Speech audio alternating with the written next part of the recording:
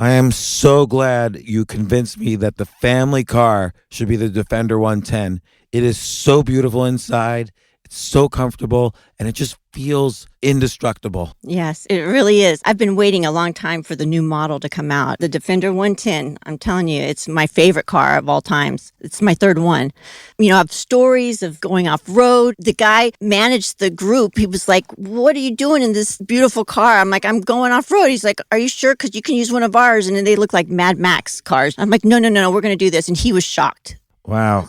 Well, it's great because the Defender has been reimagined for 21st century adventure, and its unparalleled off-road ability as well as its robust interior are invaluable whether you're headed towards uncharted territory or just a weekend of exploration. The Defender 110 tackles challenging surroundings with absolute confidence. The SUV conveys strength outside and in, featuring peerless technology like an intuitive driver display and an award-winning infotainment system. That's my favorite part, to keep you connected no matter where the journey takes you.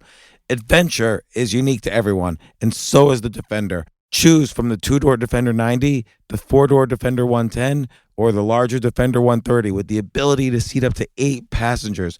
You'll find uncompromising performance in all three. So pack up and go even further with the Defender 110. Learn more at LandRoverUSA.com/Defender. These days, we're all investors, trying to be smart with our money despite our worst impulses. But at iShares, we believe that deep down inside of every investor is a better investor. One that's just waiting to be let out. Explore iShares ETFs and insights and let your best investor out. Visit iShares.com for more information. This isn't your average business podcast, and he's not your average host. This is the James Altucher Show on the Stansberry Radio Network.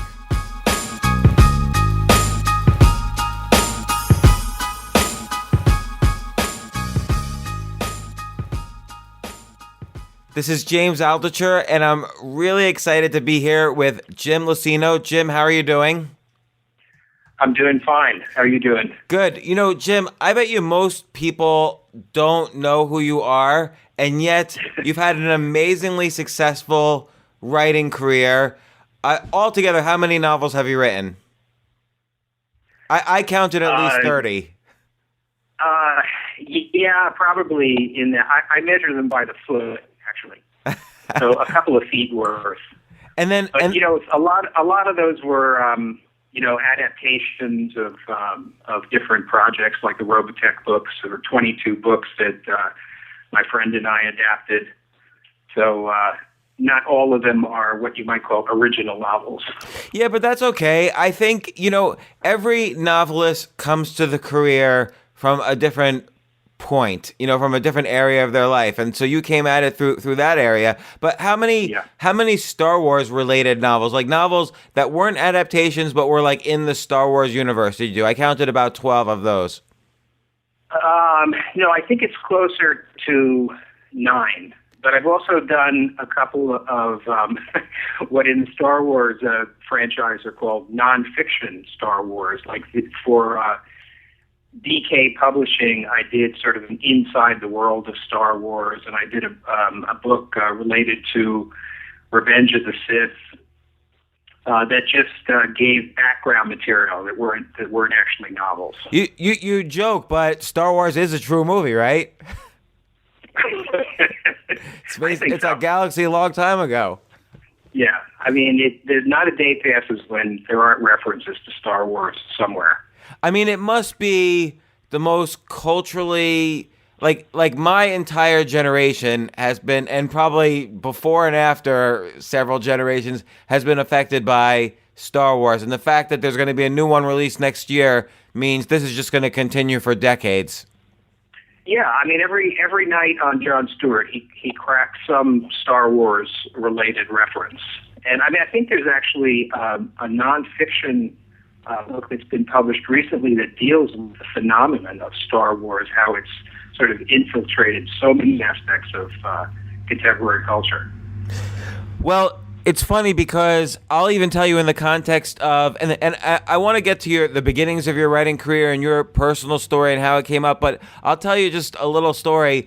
When I had a business that was falling apart at one point, I bought a bunch of books related to the Tao of Star Wars, and I swear to God, I followed like the principles of the Force, and my business survived. As stupid as that sounds. No, it doesn't sound stupid to me at all, because I think that that's part of the reason why this franchise has been so successful, because there are real guiding principles, down deep, buried inside of it. Yeah, I mean, and George Lucas, I mean, he looked at everything from Joseph Campbell to the Tao to Buddhism, everything to kind of build up the principles of Star Wars and the Force and the arc of the hero and so on. Yes, absolutely true. So Jim, you started off, if I'm not mistaken, as a carpenter. Is that correct? I went through a lot of the usual job descriptions. I've worked as a psychiatric aide. I was a rock musician on tour with various bands back in the late '60s and early '70s. I sort of segued into carpentry to finance a lot of travel that I did in my 20s. I spent about 10 years traveling around the world and would just bounce back into the United States and do carpentry or painting for a while to gather enough money to finance another excursion. And then you were even at one point an astrologer. I was. I never took money for it, but I became fascinated by astrology and used to do charts for my friends and for their newborn kids, and I had fun with it. Not that I put any real stock in it, but it was an interesting pursuit. When did you decide? Okay, now I'm going to try I've done everything else. Now I'm going to try my hands at writing a novel and see where it takes me. The writing came out of the travel. I started to keep pretty extensive travel journals.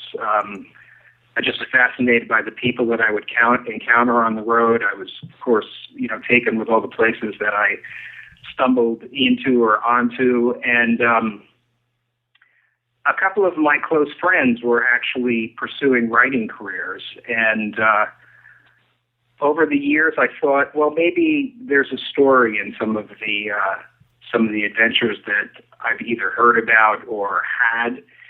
And in the late 70s, I turned my hand to it and was lucky enough to have my first novel published in 1980. I mean, a couple of comments there. First, you say some of your friends were starting careers. I think a lot of people think that they're going to be in their cubicle in the office and they're going to write their novel and suddenly they're going to be big and famous and rich. But a writing career is a career. It takes years and years and years and persistence to build up, a repertoire of books and so on, to actually be known and to make money.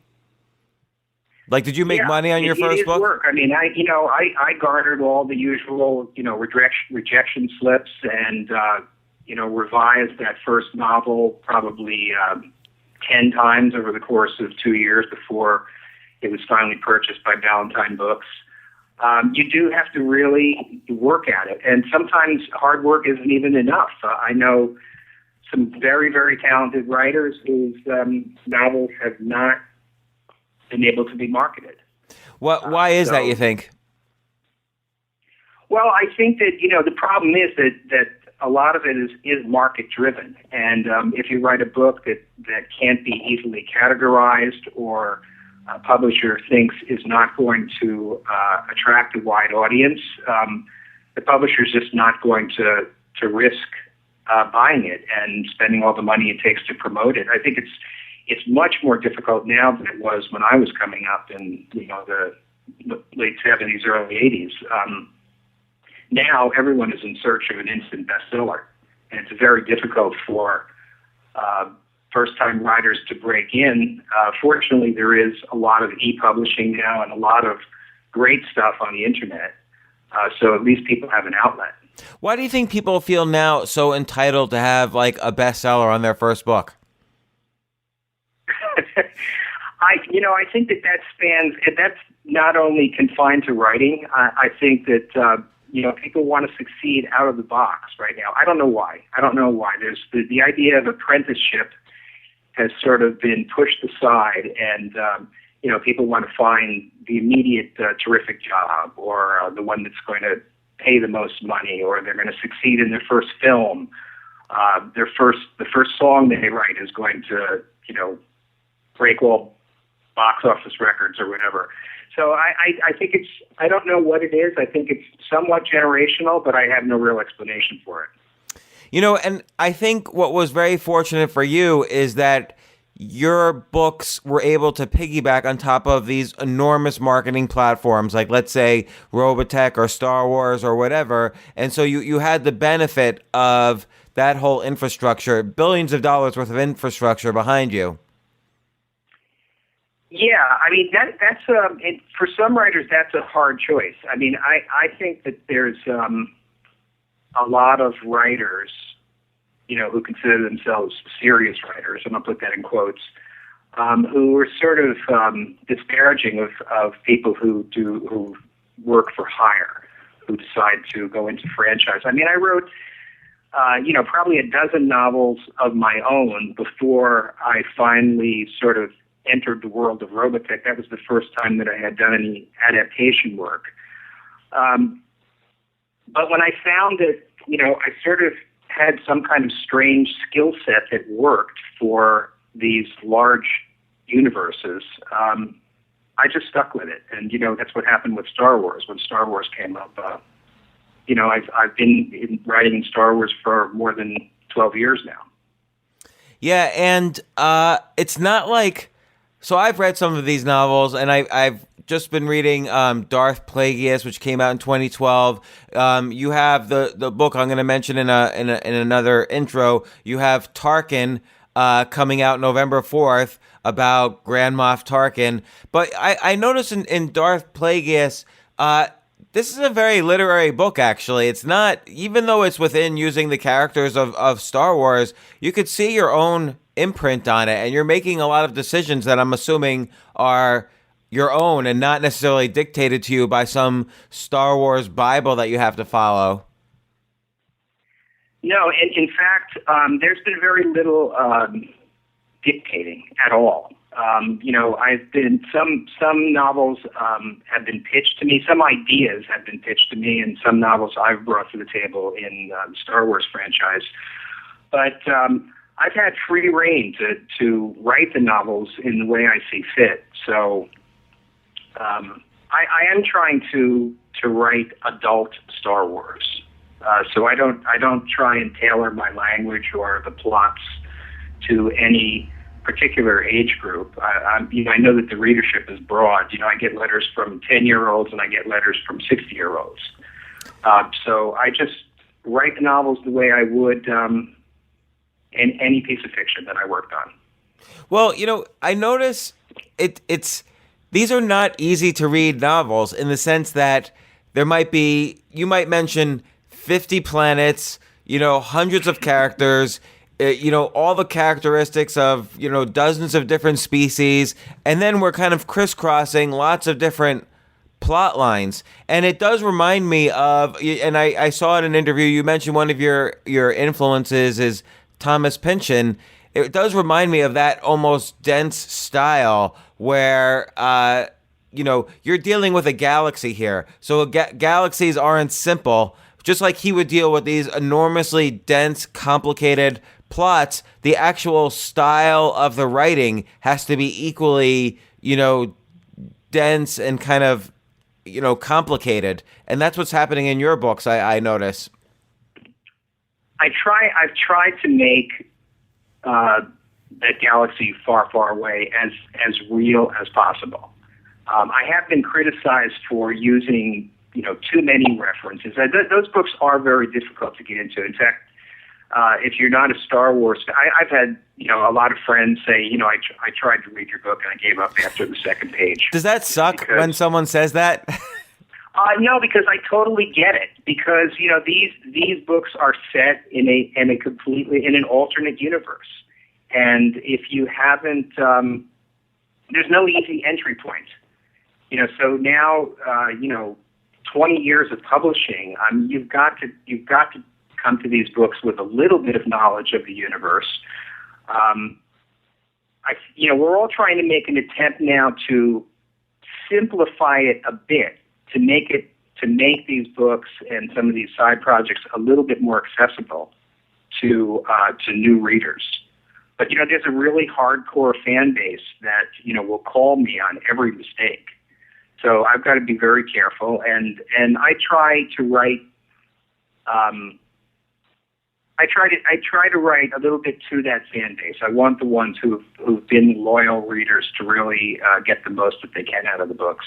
Well, because life itself is complicated, and you're dealing with all these issues of not only this mystical power of the Force, but kind of empire politics and economics and, the relationships between different species. There's really very, very few ways I could imagine that you simplify it without it becoming childlike. Yeah, definitely don't want to make it childlike. But it is interesting to me that, you look back at A New Hope, back in 1977, which was, kind of a pulp science fiction adventure, and just where this franchise has come since then. So many things were hinted at in those first three films that it enabled, we writers and other people who have contributed to just continue to flesh out this universe and make it almost a living thing. Well, it's interesting. Someone once explained to me there's two types of paintings. There's paintings like the Mona Lisa where everything you need to know is within the picture. And then there's other paintings where there's things going off. There's things happening outside of the frame of the picture. And Star Wars is definitely like that, where so many things, there are so many backstories and forward stories. It gives you almost infinite material to write novels around it.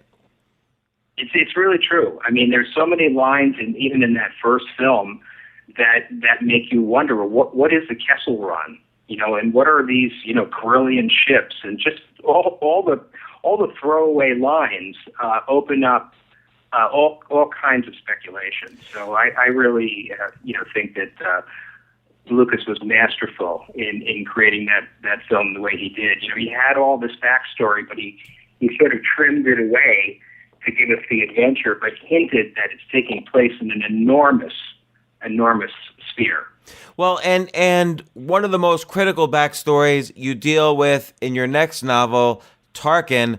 But first, I want to ask you, when you're writing these books, are you just do you just sort of sit down and write and you're making stuff up, or do you have kind of this huge whiteboard where you have Post-it notes and everything to kind of keep track of all the things you're going to write about? It's actually a little bit of both. I mean, I spend a lot of time just kind of, daydreaming the story, just thinking through where I want to go. Then there's kind of an intermediate phase where I begin to do research, not only looking at previous novels or looking at the vast amount of material that's already been created for the franchise, but also real world, people, places, whatever that I think that I can draw from.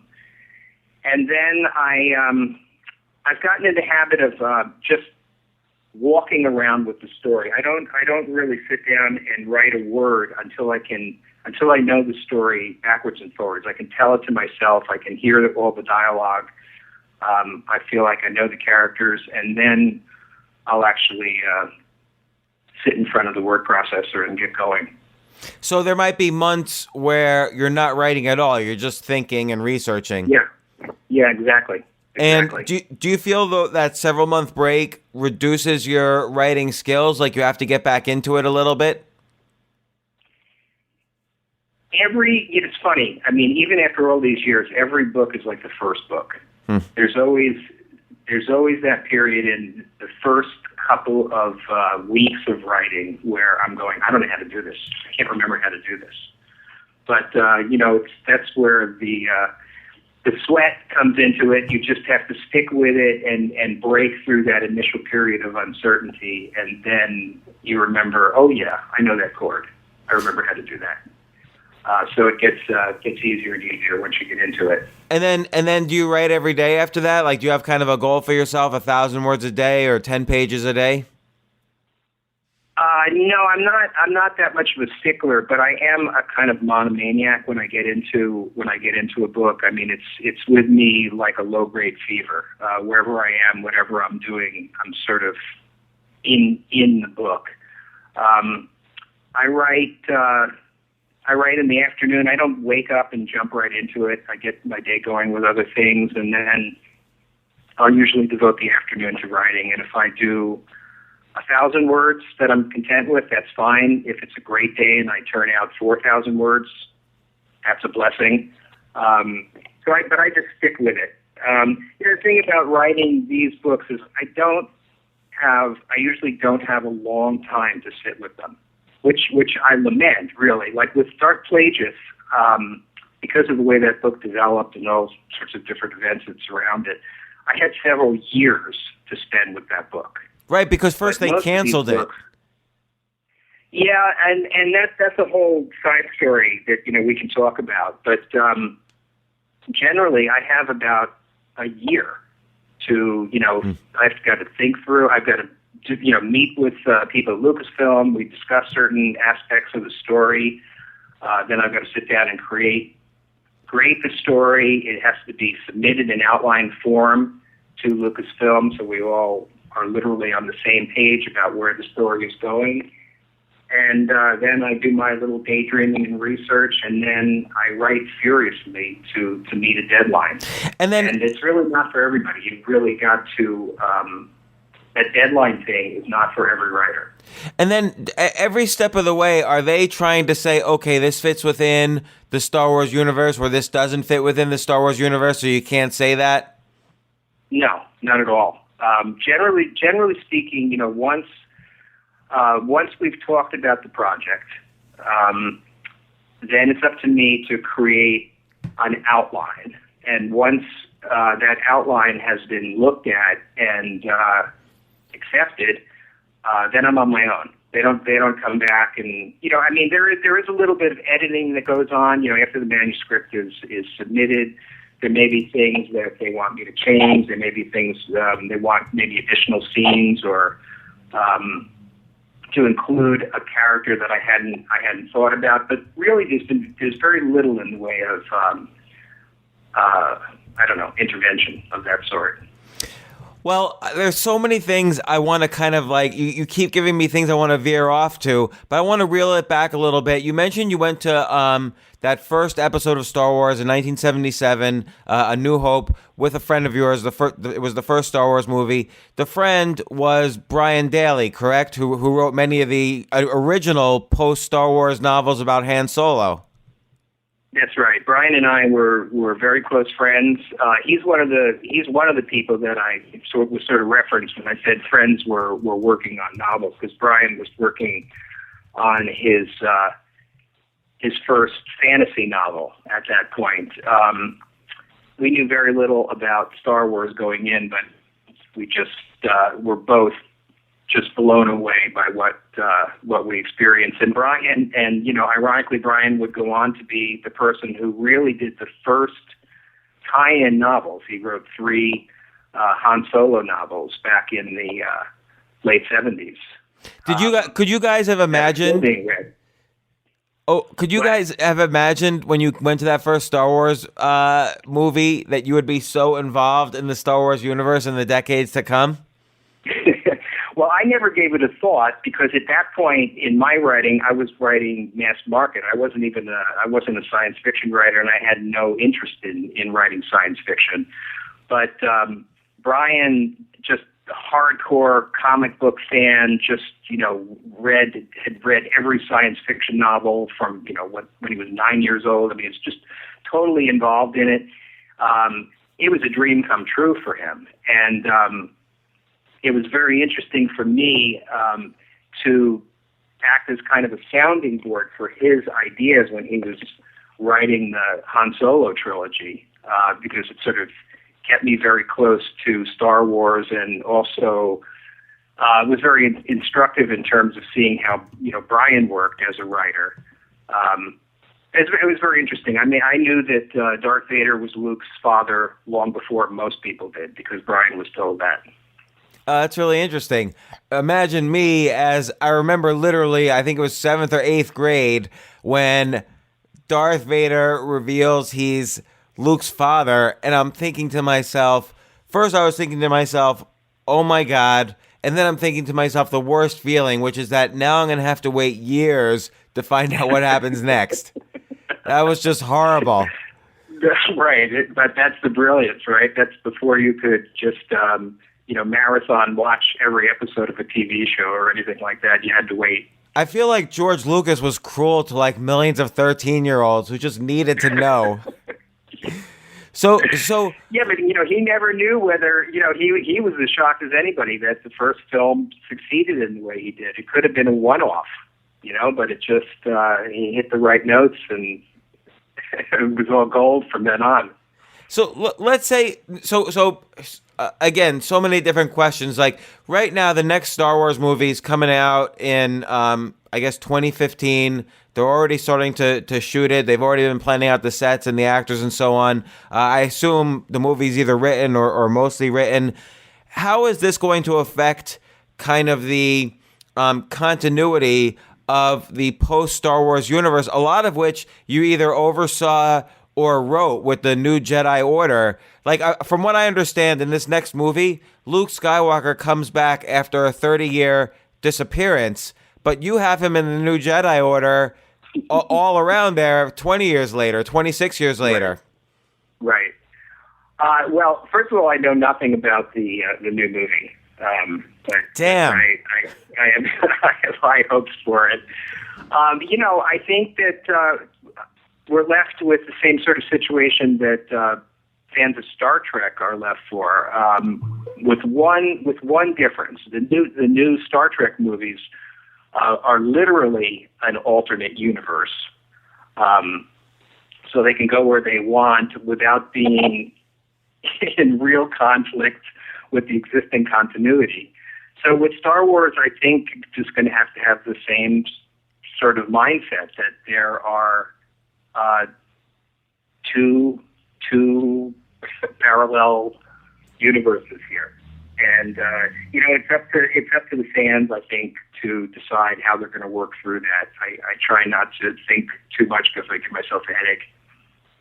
The good thing is a lot of the prequel stuff probably will still last, in that they're probably not going to touch that, although who knows in the future. But there's so many opportunities for spin-off movies for them anyway, once they get started. Yeah, I think there's going to be a ton of opportunities, and I'm really eager to see what J.J. Abrams and his crew are going to come up with, because undoubtedly there's going to be a ton of material that can be spun off into novels and other projects just based on this new trilogy. And they don't call you at all for, hey, what should we do about these where do the new Jedi Knights come from? They don't ask you for advice? I wish. It's interesting because there's sort of the novelists on one side, and then the movie and TV people on the other side, and there's no crossover. I don't know of any novelists that have done any scripting for even like the Clone Wars TV show or the upcoming Rebels, or the present Rebels. And the movies are being done by very, very highly respected screenwriters. So no, they don't call me. So let's say someone's a new aspiring writer and they love Star Wars and they want to get into it. How would they start writing their own Star Wars novels? Do they have to get permission? Do they have to outline stuff? Like, how does somebody get into this now the way you're into it? Well, every writer that's been selected for the franchise has something of a track record, published novels of their own.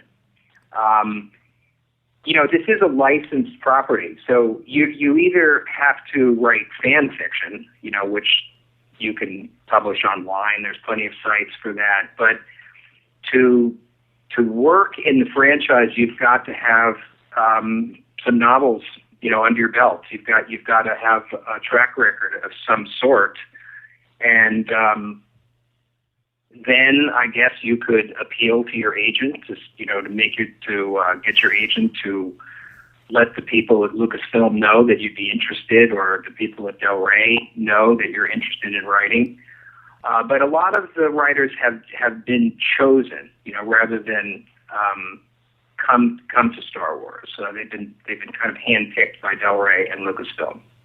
Interesting. So how many novels had you written before you realized, hey, I can maybe make a living at this? This is going to be good for me. You mean outside of Star Wars? When you were first starting. Well, the first that first novel back in 1980, I got a small advance, and I knew that I was going to have to keep doing carpentry if I was going to, I wasn't going to be able to subsist on what I was going to make as a writer.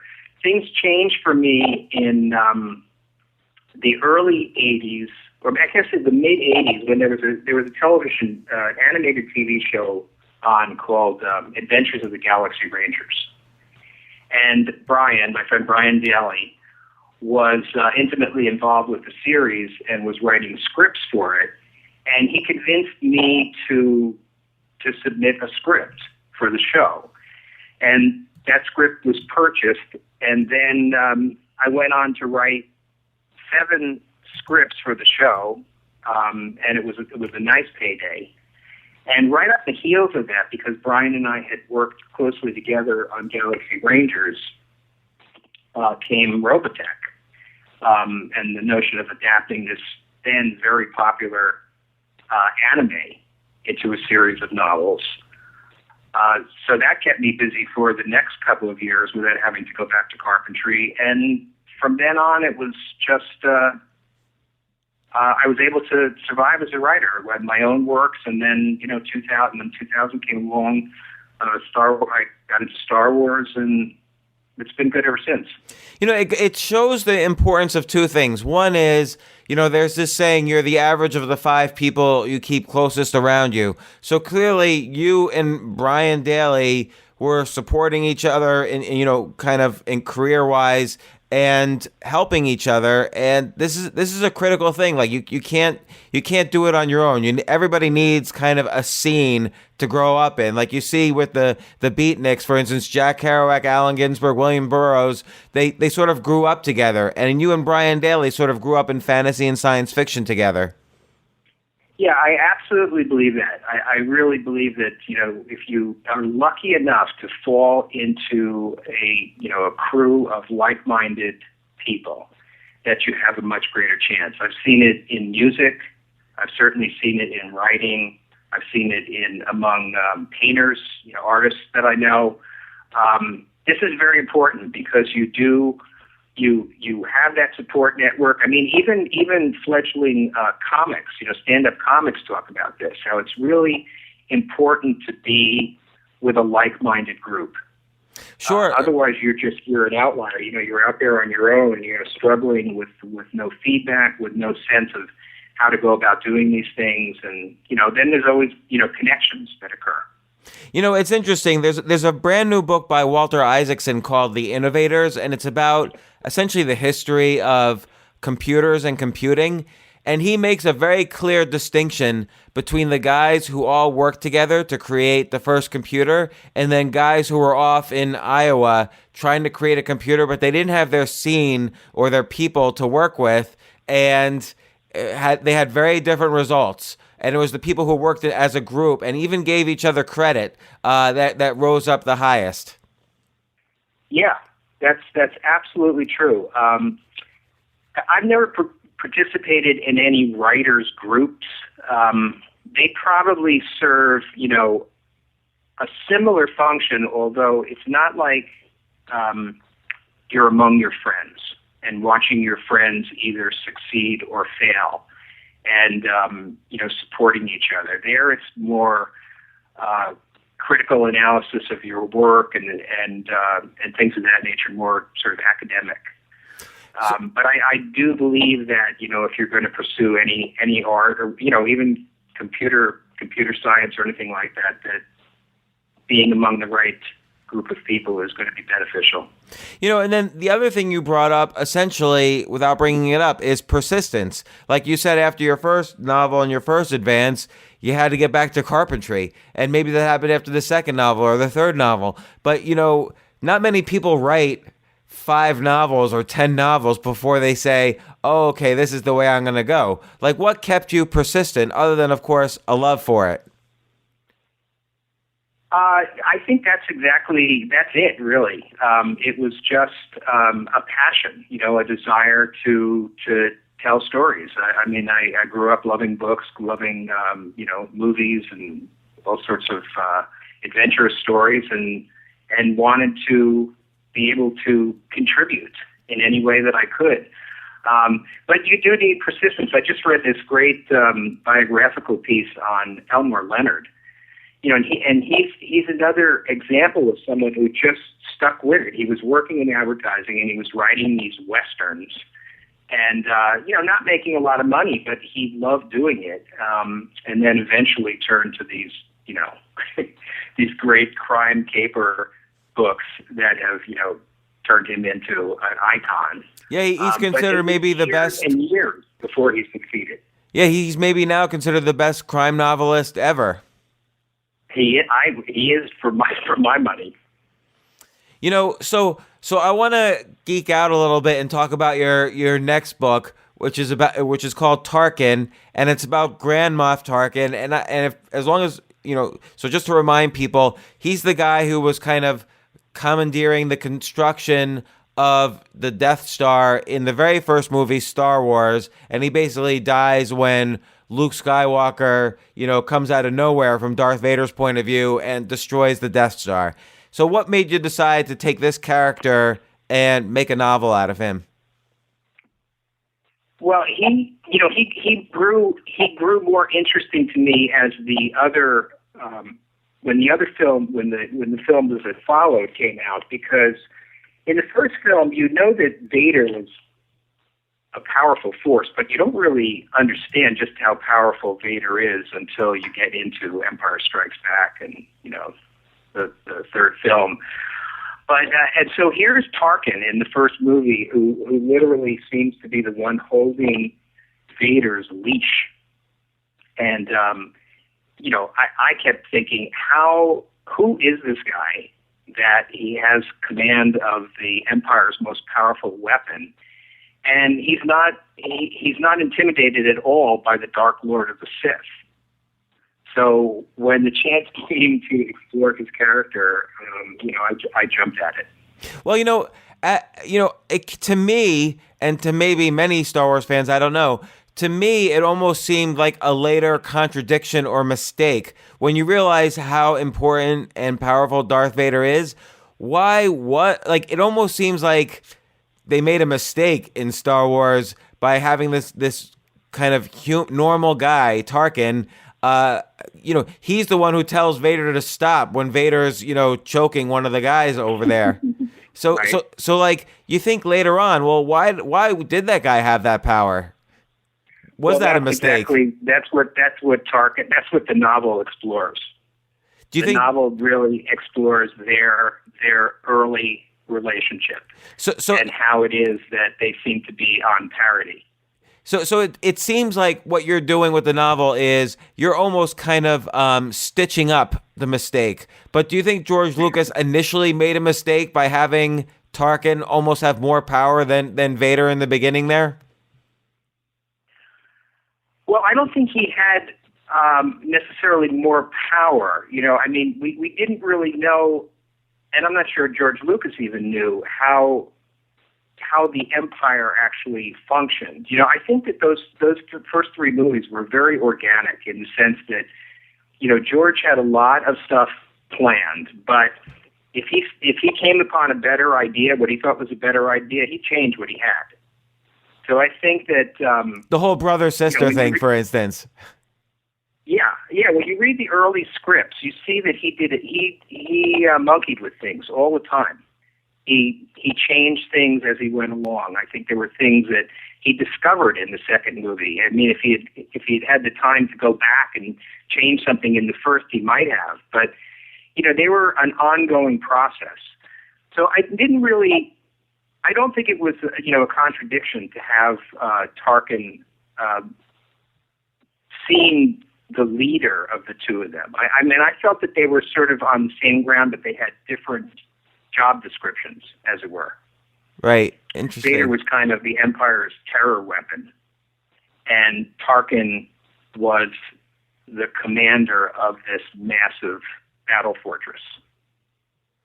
Right. And it was and so you explore in this next book kind of his rise to power. And you briefly mention, I guess, his uncle or somebody related to him in Darth Plagueis, your last book, or your second to last book. And Tarkin's kind of descended from that guy. So we start to get hints of where he's coming from in terms of the aristocracy of the Empire. Yeah, you could read Tarkin as kind of an origins story, because I do go back into Tarkin's, actually all the way back to his childhood, to sort of give a sense of how he came to be this kind of monster in the Empire. He seems like an aristocrat, but actually he's a bit of he comes from a kind of a backwater planet. So he's got a very interesting tale. Now, do you plan any other novels outside the Star Wars universe? Or do you think the new movies are going to open up a whole new bunch of novels for you? I'm on a kind of wait and see. I'm in sort of a wait and see phase on that. I really don't know. I don't have anything planned. I haven't been commissioned to write anything. I think we're all waiting to see at this point exactly where things go. Well, now that Disney owns things, do you think that there's kind of different channels you're going to have to go through, or maybe they're not going to do outside novels? I don't think that that's going to be the case. I think that Disney is eager to pursue this. They realize that there's a nice large fan base out there who really enjoy reading these stories that extend the reach of the films. So I think they're going to be interested in writing in publishing novels and keeping this going. We just don't know yet because, there isn't a lot of information about the new movies, and so we don't even have a sense of, which characters can be spun off into their own series or anything like that. And, it would be interesting to see a movie or a novel just about the young Yoda. And I know there's been some mention of him in various... I don't know if there's ever been one novel about just Yoda, but maybe I'm wrong. There is a novel called Dark Rendezvous, which was set during the Clone Wars. That's probably the closest someone will come to be able to read a book focused on Yoda. And I know that there's going to be there are going to be movies that are going to be in between, released in between the movies of the new trilogy. Oh, really? And I heard talk that and I did hear something that one of them could be about Yoda. Wow, so they're going to go way into the past and do kind of like an in-between movie. That's very interesting. Well, they might. I mean, there are all these characters that are sort of ripe for exploration, like Boba Fett and Yoda and even Count Dooku. I mean, there's so many places they could go. Young Han Solo. Yeah, sort of like young Indiana Jones. Right. So, and again, this is kind of a geeking out sort of question, but what actually is the difference between the dark side of the Force and the light side of the Force? And you start to explain it very well. I wish that George Lucas could be the third party in this conversation to really tell us the truth. I mean, I think it has to. What George has said is that the difference between the two is that the light side of the Force, for lack of a better term, is about compassion. So this is one of the reasons why a Dark Lord could never survive death in the way that some of the Jedi do. Yoda, Obi-Wan, even Anakin, because there was this bit of compassion in all of them.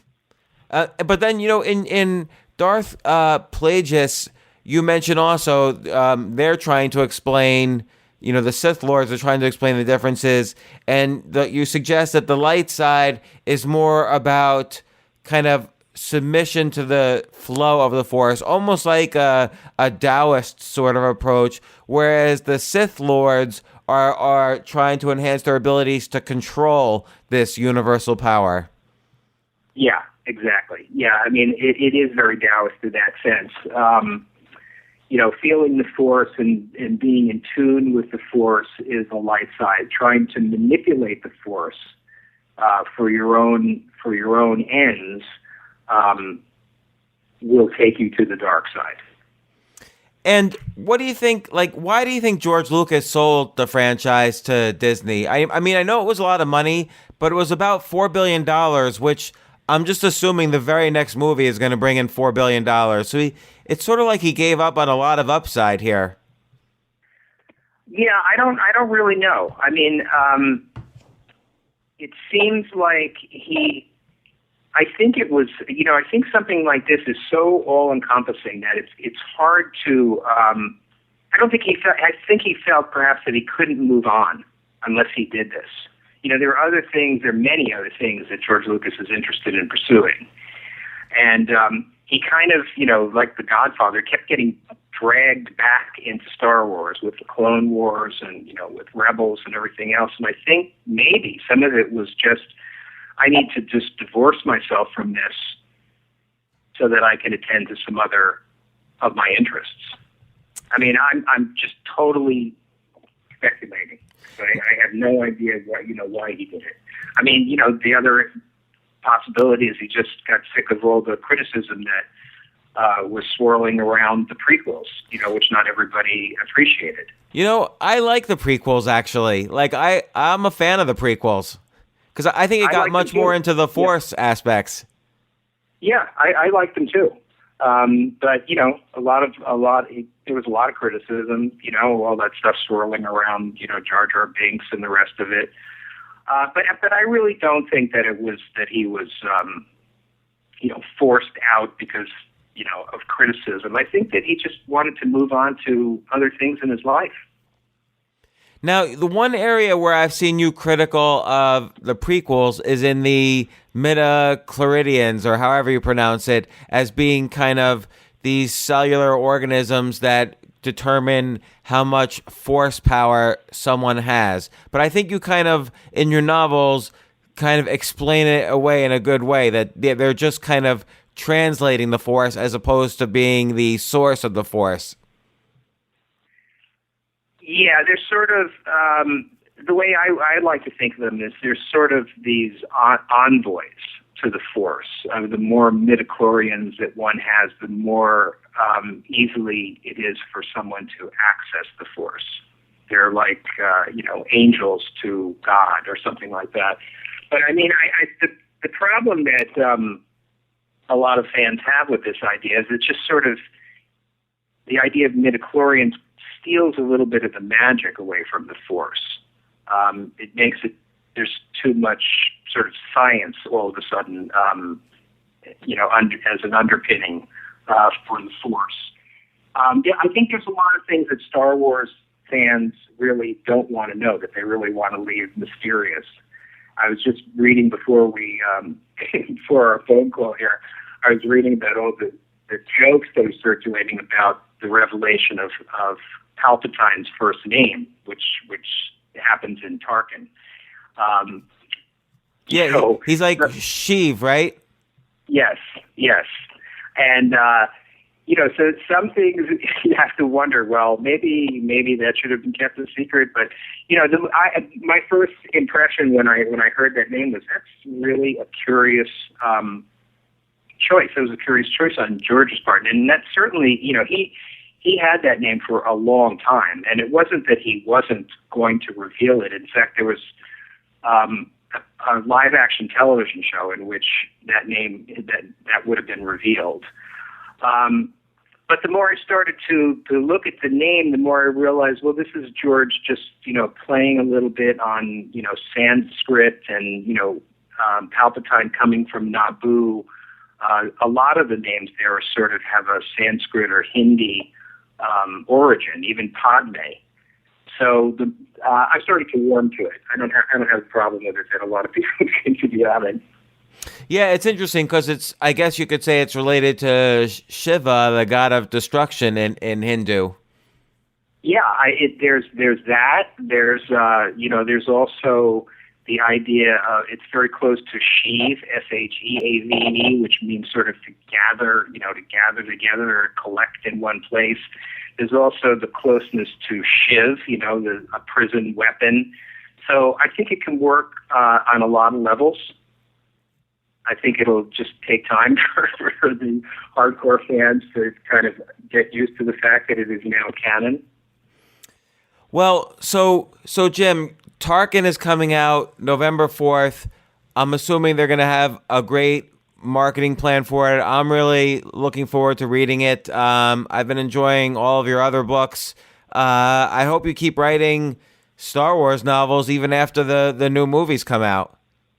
Well, that's very kind of you, James. I really appreciate it. Yeah, and I appreciate you coming on this call. It's like when it's for me, like you said, you went to this Star Wars and you went with your friend and it blew you guys away, and now here you are. You've written so much. It's been so much a part of your career. Star Wars blew me away when I went to see it, and I remember coming home and trying to describe the story to my dad. So I was like 8 years old, and my dad was like, "Oh, it's always boring when people try to describe movie plots to me." And I was begging him, "Please let me tell you, this is like the greatest movie ever." So that's funny. Yeah. So it's an honor to be able to speak to you about it. Well, I've had a great time talking to you, James. Thanks very much, Jim, and good luck. Tarkin's coming out November 4th. I'm definitely going to get it, so good luck with it, and thanks again. Thanks so much. Bye, Jim. Bye.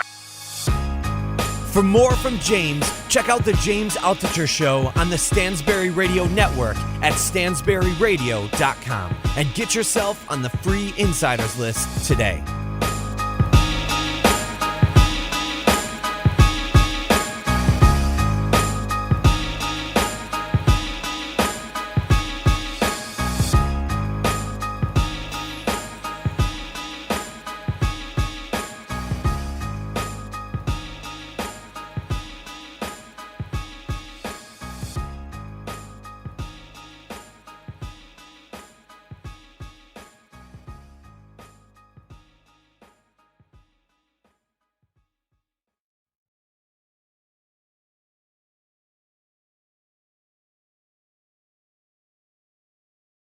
Rehearsals for the school play were really coming along. Bigger smile, Mr. Squirrel? Until a custodian accidentally threw away the costumes. Oh no! Everyone was rattled. Miss Garrity forgot how to play. And the Queen of the Hedgehogs almost quit. Find a new queen! But replacement costumes were shipped with FedEx. And with added peace of mind from picture proof of delivery, everyone could focus on the perfect opening night. FedEx, where now meets next. For residential delivery only.